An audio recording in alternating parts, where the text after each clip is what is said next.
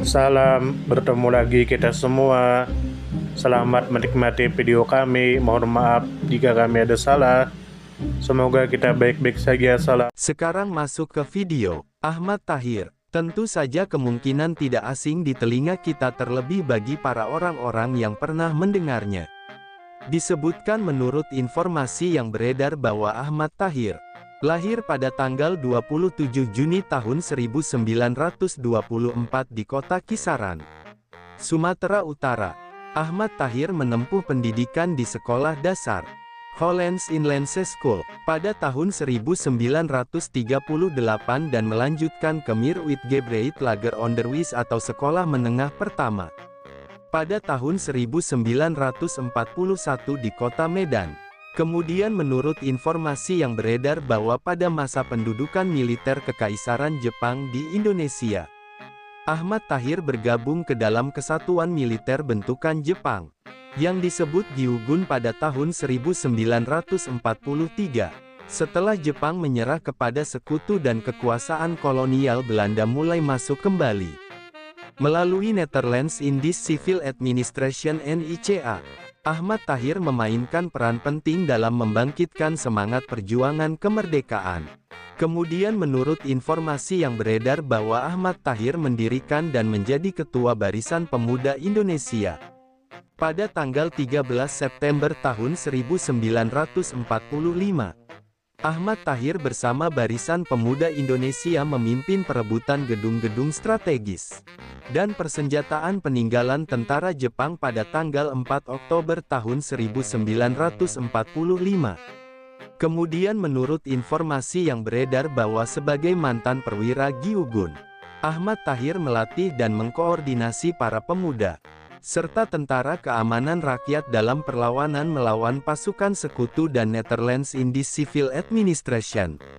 Karena jasanya dalam mengkonsolidasikan perlawanan bersenjata dan membentuk satuan militer nasional di Sumatera Utara, Ahmad Tahir kemudian diangkat menjadi Panglima Tentara Keamanan Rakyat Divisi 4 di wilayah Medan selama masa Revolusi Nasional Indonesia.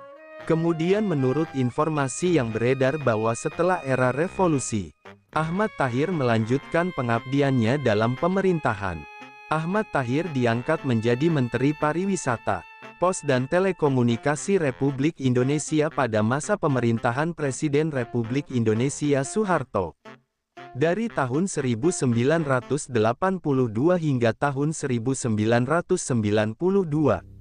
Kemudian menurut informasi yang beredar bahwa Ahmad Tahir juga pernah menjabat sebagai Duta Besar Gerakan Non-Blok untuk Eropa serta Ketua Legiun Veteran Republik Indonesia. Pada akhir masa baktinya, Ahmad Tahir dianugerahi pangkat kehormatan Jenderal Tentara Nasional Indonesia oleh negara. Kemudian menurut informasi yang beredar bahwa Ahmad Tahir wafat pada tanggal 17 Agustus tahun 2002. Dan dimakamkan di Taman Makam Pahlawan Kalibata, Jakarta. Ahmad Tahir juga menerima gelar kehormatan Tengku Pangeran dari Kesultanan Delhi sebagai bentuk pengakuan atas jasa-jasa perjuangannya. Kemudian menurut informasi yang beredar bahwa pertempuran Medan Area adalah sebuah pertempuran antara rakyat dan pejuang kemerdekaan Indonesia melawan pasukan sekutu yang bersekutu dengan Netherlands Indies Civil Administration, berlangsung antara tanggal 13 Oktober tahun 1945 hingga bulan April tahun 1946 di wilayah Medan dan sekitarnya. Kemudian menurut informasi yang beredar bahwa pasukan sekutu yang dipimpin oleh tentara Inggris mendarat di kota Medan pada tanggal 9 Oktober tahun 1945 dengan dalih melucuti tentara Kekaisaran Jepang. Namun, kehadiran tentara Inggris tersebut juga disertai dengan pihak Netherlands Indies Civil Administration yang berusaha mengembalikan pemerintahan kolonial Hindia Belanda. Sebelumnya pada tanggal 4 Oktober tahun 1945, Barisan Pemuda Indonesia yang dipimpin oleh Ahmad Tahir telah merebut gedung-gedung pemerintahan dan gudang senjata yang ditinggalkan oleh tentara Kekaisaran Jepang. Kemudian menurut informasi yang beredar bahwa pertempuran dimulai pada tanggal 13 Oktober tahun 1945. Saat seorang pemuda Indonesia dipaksa melepaskan dan dihina karena mengenakan lencana merah putih oleh seorang tentara Belanda di Hotel Wilhelmina, Medan.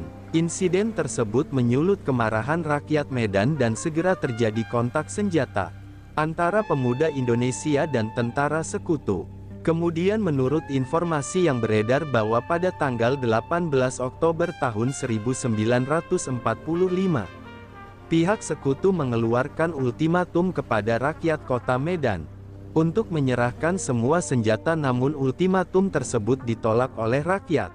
Pada tanggal 1 Desember tahun 1945, pihak sekutu memasang papan peringatan bertuliskan Fixed Boundaries Medan Area sebagai batas kekuasaan sekutu, yang kemudian membangkitkan perlawanan bersenjata lebih luas dari rakyat. Pada tanggal 10 Desember tahun 1945, Sekutu dan Netherlands Indies Civil Administration melancarkan serangan besar-besaran dari darat dan udara terhadap pertahanan rakyat dan pasukan tentara keamanan rakyat di kota Medan. Pertempuran berlangsung sengit dan menyebabkan banyak korban jiwa. Kemudian menurut informasi yang beredar bahwa pada bulan April tahun 1946, pasukan sekutu berhasil menguasai wilayah kota Medan. Para pemimpin perjuangan dan pasukan tentara keamanan rakyat melakukan pergerakan mundur ke wilayah Pematang Siantar. Meskipun demikian, perlawanan terhadap pasukan kolonial Belanda masih terus berlangsung hingga bulan Agustus tahun 1946 dengan dibentuknya Komando Resimen Laskar Rakyat Medan Area. Kemudian menurut informasi yang beredar bahwa Ahmad Tahir adalah tokoh sentral dalam sejarah perjuangan kemerdekaan Republik Indonesia di Sumatera Utara, khususnya dalam memimpin perlawanan rakyat terhadap pasukan sekutu dan Netherlands Indies Civil Administration dalam pertempuran Medan Area, dengan peranannya sebagai pendiri Barisan Pemuda Indonesia dan Panglima Tentara Keamanan Rakyat Divisi 4.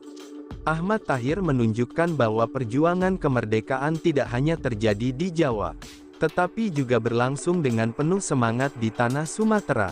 Kemudian menurut informasi yang beredar bahwa hingga saat ini, Ahmad Tahir belum secara resmi ditetapkan sebagai pahlawan nasional Republik Indonesia oleh pemerintah Indonesia. Status pengakuan saat ini, Ahmad Tahir telah dimakamkan di Taman Makam Pahlawan Kalibata, Jakarta Selatan, yang merupakan tempat pemakaman tokoh-tokoh besar bangsa.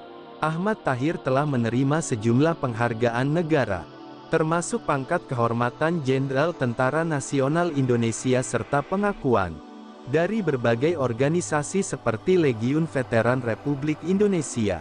Ahmad Tahir juga dikenal sebagai salah satu pendiri Barisan Pemuda Indonesia dan pemimpin militer perjuangan di Sumatera Utara selama masa revolusi fisik, terutama dalam pertempuran Medan Area. Namun hingga saat ini nama Ahmad Tahir belum tercantum dalam daftar resmi pahlawan nasional Indonesia, yang ditetapkan melalui keputusan Presiden Republik Indonesia. Jika keluarga, pemerintah daerah Sumatera Utara atau organisasi perjuangan mengusulkan secara resmi dengan dokumen sejarah lengkap, maka Ahmad Tahir memiliki dasar yang sangat kuat untuk diajukan sebagai pahlawan nasional. Mengingat kontribusi luar biasa dalam mempertahankan kemerdekaan Indonesia, khususnya di Sumatera Utara. Kemudian menurut informasi yang beredar bahwa Ahmad Tahir belum secara resmi dikukuhkan sebagai pahlawan nasional Republik Indonesia, karena proses pengusulan gelar pahlawan nasional memiliki syarat administratif, historis dan politik yang sangat ketat dan belum semua tokoh perjuangan, meskipun jasanya besar, berhasil melewati proses tersebut. Berikut beberapa alasan mengapa Ahmad Tahir belum disebut sebagai pahlawan nasional secara resmi seperti: belum diusulkan secara resmi oleh pemerintah daerah. Pengajuan gelar pahlawan nasional harus melalui pemerintah kabupaten atau kota, pemerintah provinsi dan selanjutnya ke Kementerian Sosial Republik Indonesia.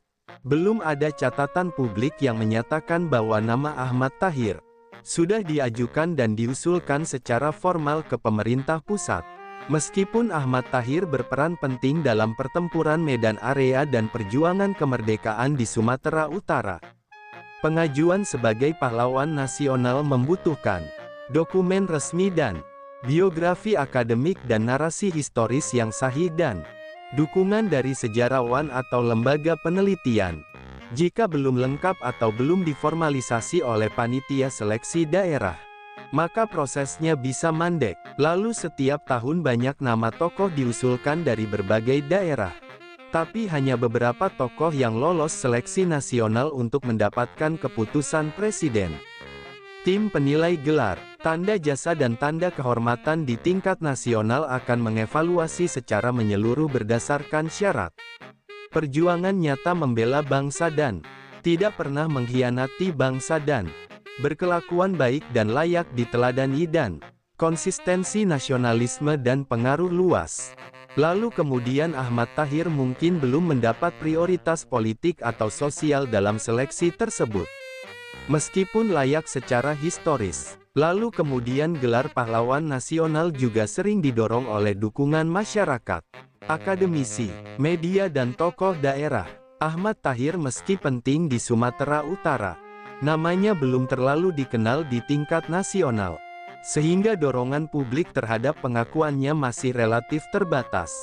Lalu selanjutnya adalah setiap tahun, pemerintah biasanya menyeimbangkan tokoh dari berbagai wilayah dan latar belakang.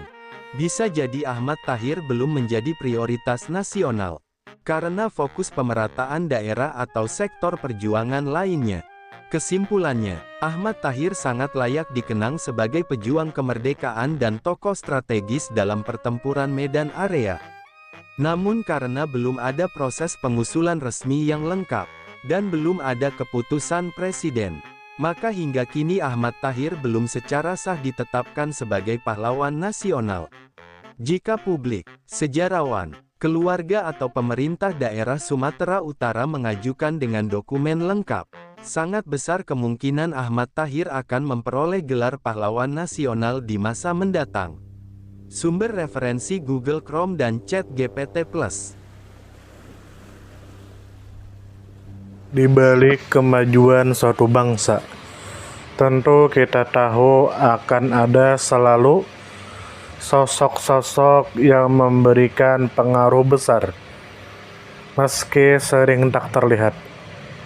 Mereka bukan hanya terkenal karena jabatan, tetapi karena dedikasi dan ketulusan dalam bertindak. Tokoh atau figur seperti itu tentu kita tahu lahir dari berbagai latar belakang. Ada yang berasal dari desa kecil, dan ada pula yang tumbuh di tengah kota yang ramai. Tentu kita tahu bahwa tokoh bukan hanya soal ketenaran. Tokoh adalah tentang peran. Mereka bisa menjadi seorang guru yang sabar mendidik di pelosok negeri, atau seorang warga biasa yang peduli terhadap lingkungan dan konsisten menjaga kebersihan kampungnya. Semoga apa yang kami sampaikan bisa bermanfaat, menambah wawasan, dan jadi motivasi positif untuk kita semua. Dan tentunya semoga kita semua selalu diberikan kesehatan, selalu dilancarkan rezeki, selalu dimudahkan segala urusannya. Dan jika Anda mempunyai pertanyaan atau komentar atau saran, langsung saja tulis di kolom komentar. Kami sangat terbuka buat masukan yang membangun supaya kedepannya bisa lebih baik lagi.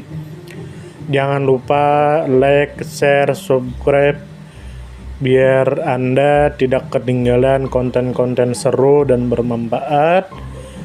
Tetap semangat, jaga kesehatan, dan terus jadi versi terbaik dari diri Anda. Sampai berjumpa di video selanjutnya. Salam hangat dari kami semua dan selamat beraktivitas. Jika ada salah kata atau penyampaian yang kurang pas, itu murni kami pribadi yang salah. Terima kasih banyak, mohon maaf yang sebesar-besarnya. Semoga kita dan orang tua kita masuk surga, amin, salam damai.